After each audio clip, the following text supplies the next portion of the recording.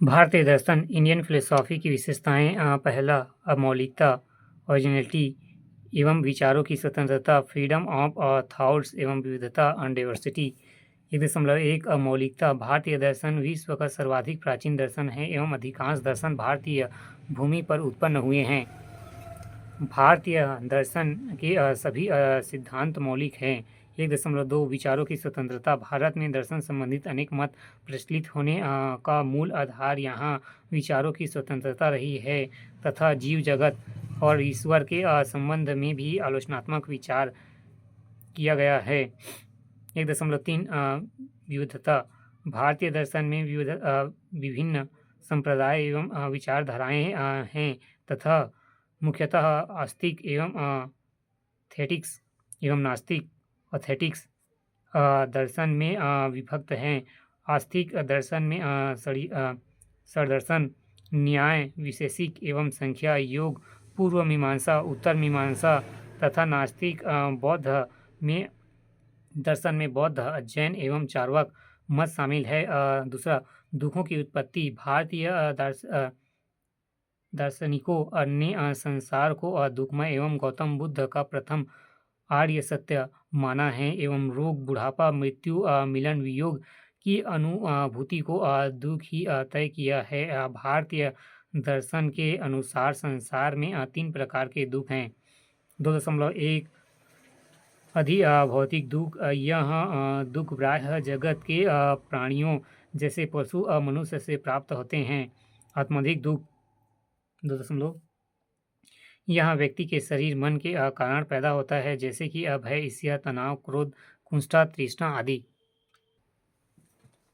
2.1 अधिदैविक दुख ये प्राकृतिक और अप्राकृतिक शक्तियों के कारण उत्पन्न होने वाले दुख हैं।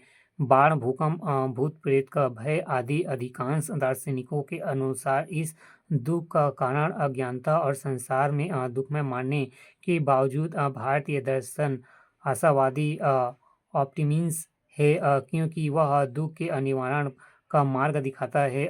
3 आत्मा की सत्ता चार्वाक को छोड़कर शेष सभी दार्शनिक आत्मा की सत्ता में विश्वास करते हैं और इसे अमर बनाते हैं। आत्मा को चेतना का स्वरूप माना गया है। शंकराचार्य ने केवल परमात्मा की कल्पना दी है जबकि न्याय और वैश्विक दर्शन में परमात्मा और जीवात्मा दोनों को ही माना गया है। चौथा, कर्म का सिद्धांत चार्वाक को छोड़कर शेष सभी दार्शनिक कर्म के सिद्धांत में विश्वास करते हैं। कर्म के सिद्धांत के अनुसार शुभ कर्मों का फल अच्छा, अशुभ कर्मों का फल बुरा ही होता है एवं मनुष्य का जीवन कर्म चक्र के में बंधा रहता है।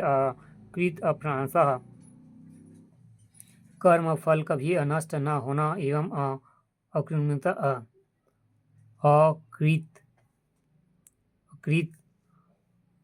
म्यूपगम बिना कर्म के फल प्राप्त न होना। इसी कर्म सिद्धांत से जुड़े हुए कर्म के फल के रूप में इसे 3 प्रकार है। पहला, संचित 4.1 भूमकाल में किए गए ऐसे कर्म जिसके फल मिलना प्रारंभ नहीं हुआ है। 4.2